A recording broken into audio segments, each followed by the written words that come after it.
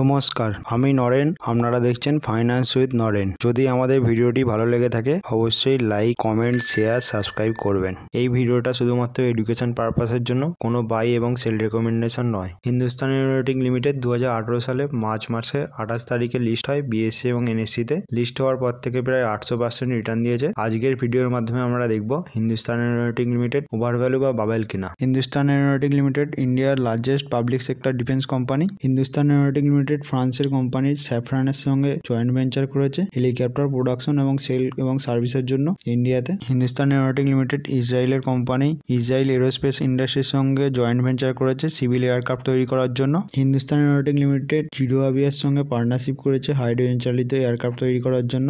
Dornier 228 plane একটা তৈরি করেছে যেটা হাইড্রোজেন ফুয়েলের মাধ্যমে 500 নটিক্যাল মাইল চলতে পারে। হিন্দুস্তান এরোনটিক লিমিটেডের প্রোডাক্ট সেগমেন্ট হলো fighter jet, unmanned Arial vehicle মানে ড্রোনের মতো আর কি, সিভিল এয়ারক্রাফট এবং helicopter, combat helicopter, space infrastructure মানে যেখান থেকে আর কি রকেট লঞ্চ হয় সেই ইনফ্রাস্ট্রাকচারগুলো হিন্দুস্তান এরোনটিক লিমিটেড বানায়, এবং এভিয়েশন রিলেটেড বিভিন্ন রকম পার্টস এবং ইঞ্জিন। হিন্দুস্তান এরোনটিক লিমিটেডের পজিটিভ দিকগুলো দেখা যাক এবার। হিন্দুস্তান এরোনটিক লিমিটেডের কাছে ক্যাশ অ্যান্ড ক্যাশ ইকুইভ্যালেন্ট আছে 26,422 কোটি টাকা। হিন্দুস্তান এরোনটিক লিমিটেডের ব্যালেন্স শিটের রিজার্ভ হচ্ছে 28,712 কোটি টাকা এবং বড়োয়িংস হচ্ছে 49 কোটি টাকা মাত্র। হিন্দুস্তান এরোনটিক লিমিটেড লাস্ট 7 বছরে ফ্রি ক্যাশ ফ্লো জেনারেট করছে 25,233 কোটি টাকা। লাস্ট 10 বছরের রিটার্ন অন ইকুইটি হচ্ছে হিন্দুস্তান এরোনটিক লিমিটেডের 23, লাস্ট 5 বছরের রিটার্ন অন ইকুইটি হচ্ছে 26। 2013 সালে হিন্দুস্তান এরোনটিক লিমিটেডের অপারেটিং মার্জিন ছিল 5%, 2024 এটা বেড়ে দাঁড়িয়েছে 32%। হিন্দুস্তান এরোনটিক লিমিটেড ক্যাশ কনভার্সন সাইকেলটা ইম্প্রুভ হয়েছে 2013 সালের থেকে। 2013 সালে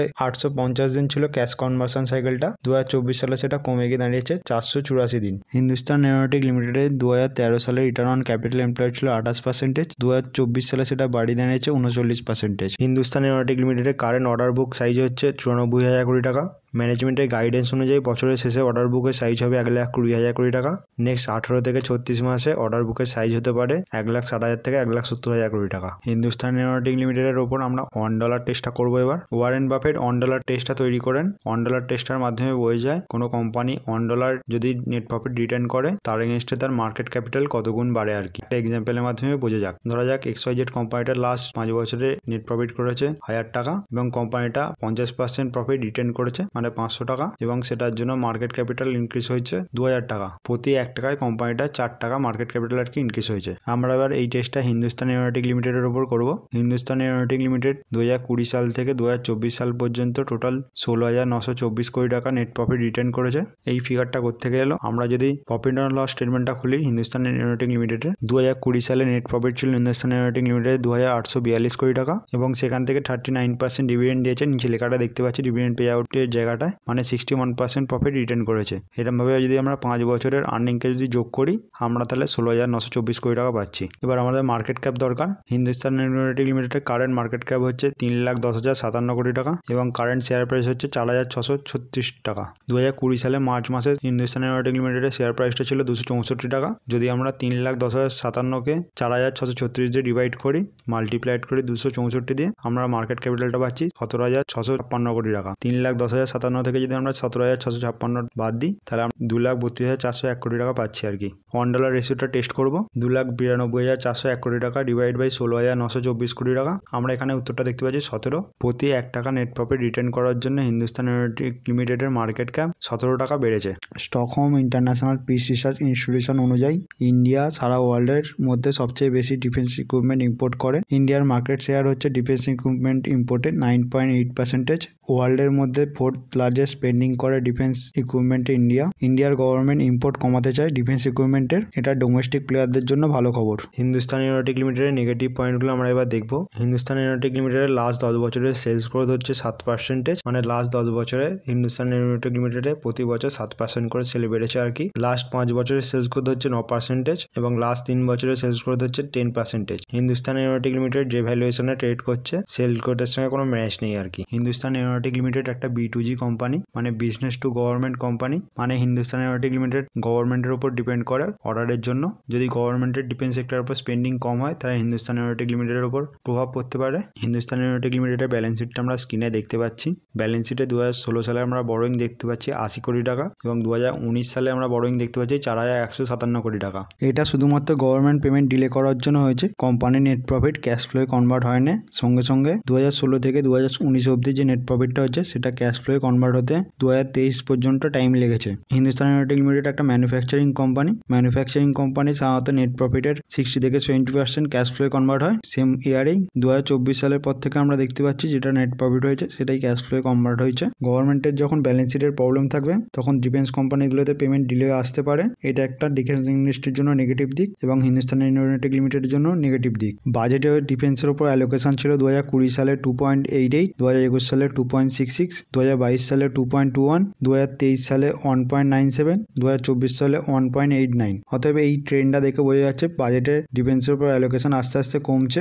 আমরা যদি ডলার টার্মে দেখি বাজেটের ডিফেন্সে অ্যালোকেশন হতো 2020 সালে $66 বিলিয়ন, 2024 সালে সেটা বেড়ে $75 বিলিয়ন হয়েছে। মানে লাস্ট 5 বছর 3.25% করে ইনক্রিজ হয়েছে ডলার টার্মসে। অতএব ডলার টার্মে বেড়েছে কিন্তু জিডিপির তুলনায় কমেছে। যদি আমরা ইন্ডিয়ার ফার্স্ট টার্মটা লক্ষ্য করি 2014 থেকে 2019 অবধি, তখন অ্যাভারেজ ডিফেন্স স্পেন্ডিং ছিল সেই 5 বছরটায় 2.472 জিডিপির আর কি। সেটা কমে গিয়ে দাঁড়িয়েছে এখন 1.89। এটা একটা নেগেটিভ পয়েন্ট ডিফেন্স ইন্ডাস্ট্রির জন্য আর কি। Hindustan এরোনটিক Limited government order book এবং টেন্ডারের উপর নির্ভর করে। ঠিক সময় যদি গভর্নমেন্টের থেকে না টাকা পায় তাহলে প্রচুর পরিমাণে টাকা ওয়ার্কিং ক্যাপিটালে আটকে থাকবে। আমরা এর আগেই দেখতে পেয়েছি 2016 থেকে 2020 সাল অবধি। হিন্দুস্তান এরোনটিক লিমিটেডের কারেন্ট ওয়ার্কিং ক্যাপিটাল হচ্ছে 29,508 কোটি টাকা। 2024 সালে টোটাল সেল করেছে হিন্দুস্তান এরোনটিক লিমিটেড 30,381 কোটি টাকা। সেল যদি বাড়ে ওয়ার্কিং ক্যাপিটালও বেশি টাকা ব্লক হবে। এখান থেকে বোঝা যাচ্ছে ডিফেন্স ইন্ডাস্ট্রিতে আগে টাকা পাওয়া যায় না, অর্ডার কমপ্লিট করার পর টাকা পাওয়া যায়। হিন্দুস্তান এরোনটিক লিমিটেড 2018-19 সালে এক্সপোর্ট করতো 405 কোটি টাকা, 19-20 সালে এক্সপোর্ট করেছিল 212 কোটি টাকা, 20-21 সালে এক্সপোর্ট করেছিল 240 কোটি টাকা, 21-22 সালে এক্সপোর্ট করেছিল 168 কোটি টাকা, 22-23 সালে এক্সপোর্ট করেছে 294 কোটি টাকা। অতএব হিন্দুস্তান এরোনটিক লিমিটেডের আস্তে আস্তে এক্সপোর্ট অর্ডার কমছে দেখা যাচ্ছে এখান থেকে। হিন্দুস্তান এরোনটিক লিমিটেডের এক্সপোর্ট অর্ডার জিওপলিটিক্যাল সিচুয়েশনের উপর ডিপেন্ড করে। 2023 সালে মালয়েশিয়া 18টা ফাইটার জেট কিনবে বলে একটা টেন্ডার বের করেছিল। সেই টেন্ডারটাতে হিন্দুস্তান এরোনটিক লিমিটেড এবং কোরিয়া এরোস্পেস পার্টিসিপেট করেছিল। সেখানে কোরিয়া এরোস্পেস কোম্পানিটা টেন্ডারটা আর কি জিতে। হিন্দুস্তান এরোনটিক লিমিটেড এক্সপোর্টও অত ইজি হবে না। হিন্দুস্তান এরোনটিক লিমিটেডের শেয়ার হোল্ডার প্যাটার্নটা দেখা যাক। 2021 সালে সেপ্টেম্বর মাসে হিন্দুস্তান এরোনটিক লিমিটেডের শেয়ার হোল্ডার প্যাটার্নটা দেখা যাক। প্রোমোটারের কাছে ছিল 75.15% শেয়ার, এফআইআই এর কাছে ছিল 2.29% শেয়ার, ডিআই এর কাছে ছিল 5.40% শেয়ার এবং পাবলিকের কাছে ছিল 17.16%। তারপরে কোয়ার্টারটাই যদি আমরা দেখি ডিসেম্বর মাসে 2021 সালে প্রোমোটার হোল্ডিং কোনো চেঞ্জ হয় না। এফআইআই হোল্ডিং বেড়েছে 2.29% থেকে 3.15% হয়ে গেছে, ডিআইআই হোল্ডিং 5.40% থেকে 18.25% হয়ে গেছে এবং পাবলিক হোল্ডিং 17.16 থেকে কমে 3.45% হয়ে গেছে। মানে পাবলিকের কাছে যে শেয়ারগুলো ছিল সেগুলো ইনস্টিটিউশনকে পাবলিক বিক্রি করে দিয়েছে। মার্চ মাসে 2024 সালে আমরা যে শেয়ার হোল্ডার প্যাটার্নটা দেখি হিন্দুস্তান এরোনটিক লিমিটেডের, প্রোমোটার হোল্ডিং হচ্ছে 71.64%, এফআইআই হোল্ডিং হচ্ছে 12.42%, ডিআইআই হোল্ডিং হচ্ছে 9.58% এবং পাবলিক হোল্ডিং হচ্ছে 6.36%। 2024 সালে জুন মাসে কোয়ার্টারটায় এফআইআই হোল্ডিং আস্তে আস্তে ডিক্রিজ করতে শুরু করেছে, 12.42% থেকে 11.68% হয়েছে এবং ডিআইআই হোল্ডিংও আস্তে আস্তে ডিক্রিজ করতে শুরু করেছে, 9.58 থেকে 8.81 হয়ে গেছে এবং পাবলিক হোল্ডিং আস্তে আস্তে ইনক্রিজ করছে 6.36 থেকে 7.68%। মার্চ মাসে 2024 সালে হিন্দুস্তান এরোনটিক লিমিটেডের টোটাল শেয়ার হোল্ডার ছিল 7,14,000। জুন মাসে 2024 সালে সেটা বেড়ে হয়ে যায় 11,16,000। আমরা দেখতে পাচ্ছি ইনস্টিটিউশনাল শেয়ার হোল্ডাররা আস্তে আস্তে বিক্রি করতে চালু করেছে, সেখানে রিটেল ইনভেস্টররা কিনতে চালু করেছে। এটা যে কোনো স্টকের জন্য নেগেটিভ দিক। হিন্দুস্তান এরোনটিক লিমিটেডের ভ্যালুয়েশনটা বোঝার জন্য আমরা গ্লোবাল পিআর এর সঙ্গে কম্পেয়ার করব। হিন্দুস্তান এরোনটিক লিমিটেডের গ্লোবাল পিআরস হচ্ছে লকহিড মার্টিন ইউএস এর কোম্পানি, ডাসাল্ট এভিয়েশন হচ্ছে ফ্রান্সের কোম্পানি, কোরিয়ান এরোস্পেস হচ্ছে সাউথ কোরিয়ার company. Lockheed Martin F-35 fighter jet এবং F-16 ফাইটার জেট তৈরি করে এবং বিভিন্ন রকম হেলিকপ্টার তৈরি করে। ডাসাল্ট এভিয়েশন আমরা ইন্ডিয়া যেটা রাফায়েল ইউজ করে সেটা ডাসাল্ট এভিয়েশন তৈরি করেছে আর কি। Dassault aviation Falcon civil helicopter তৈরি করে। Korea aerospace FA-50 fighter jet তৈরি করে, কমার্শিয়াল হেলিকপ্টার এবং কম্ব্যাট হেলিকপ্টার তৈরি করে। হিন্দুস্তান এরোনটিক লিমিটেডের মার্কেট ক্যাপ হচ্ছে $38 বিলিয়ন এবং হিন্দুস্তান এরোনটিক লিমিটেড সেল করে হচ্ছে $3.43 বিলিয়ন। লকহিড মার্টিনের মার্কেট ক্যাপ হচ্ছে $135 বিলিয়ন এবং সেল করে হচ্ছে $67 billion. Dassault aviation market cap হচ্ছে $16.86 বিলিয়ন এবং সেল করে হচ্ছে $5.31 বিলিয়ন। কোরিয়া এরোস্পেসের মার্কেট ক্যাপ হচ্ছে $3.96 বিলিয়ন এবং সেল করে হচ্ছে $2.9 বিলিয়ন।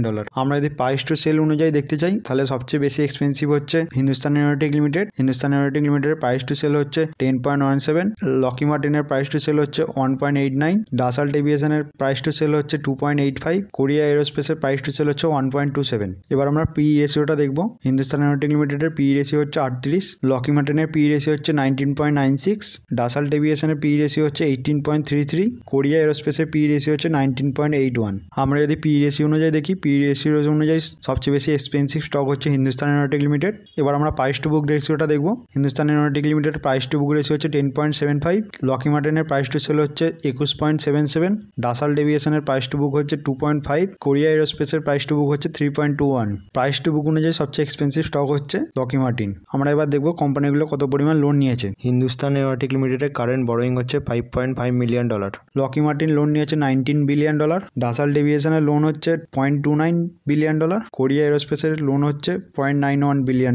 মানে সবচেয়ে কম লোন নিয়েছে হিন্দুস্তান এরোনটিক লিমিটেড। এই চারটার মাধ্যমে বোঝা যাচ্ছে হিন্দুস্তান এরোনটিক লিমিটেড একটা এক্সপেন্সিভ স্টক, কারণ P ratio, price to sale এবং প্রাইস টু বুক সবই বেশি। এবার কনক্লুশন পার্টে আসা যাক। Nifty India defence index last এক বছরে রিটার্ন দিয়েছে 110%। হিন্দুস্তান এরোনটিক লিমিটেডের অপারেটিং প্রফিট মার্জিন হচ্ছে 32%। কোনো ম্যানুফ্যাকচারিং কোম্পানির ক্ষেত্রে এটা আনইউজুয়াল ব্যাপার। হিন্দুস্তান এরোনটিক লিমিটেডের মিডিয়ান পি রেশিও হচ্ছে 13.10, কারেন্ট পি হচ্ছে 38, এবং যদি আমরা গ্লোবাল পিয়ারের পি রেশিও দেখি 90 থেকে 20-র মধ্যে ট্রেড করছে সবাই। যদি মিডিয়ান পি রেশিও অনুযায়ী ট্রেড করে তাহলে কারেন্ট যেটা শেয়ার প্রাইস আছে সেখান থেকে কমে দাম হবে 1600 টাকা, কারণ 4680 টাকা হচ্ছে এখনকার কারেন্ট শেয়ার প্রাইসের দাম। কারেন্ট পি রেশিও হচ্ছে 38, যদি আমরা মাল্টিপ্লাইড করি 13 দিয়ে মিডিয়ান পি রেশিও দিয়ে তাহলে আমরা 1600 পাচ্ছি।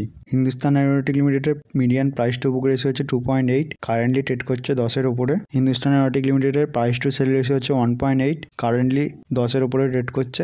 আমার মনে হয় হিন্দুস্তান এরোনটিক লিমিটেডের মার্কেট ক্যাপ হওয়া উচিত 1,20,000 থেকে 1.5 কোটি টাকার মধ্যে। হিন্দুস্তান এরোনটিক লিমিটেড গভর্নমেন্টের একটা স্ট্র্যাটেজিক কোম্পানি এবং নেক্সট ডিকেটে ইন্ডিয়ার মনোপলি থাকবে হিন্দুস্তান এরোনটিক লিমিটেড। তাই জন্য আমার মনে হয় 5 time price to book value ratio এবং 19 থেকে 20 টাইম পি রেশিওতে ট্রেড করা উচিত হিন্দুস্তান এরোনটিক লিমিটেডের। তার মানে কারেন্ট যেটা শেয়ার প্রাইস আছে সেখান থেকে 50% ডাউন সাইড আছে হিন্দুস্তান এরোনটিক লিমিটেডের।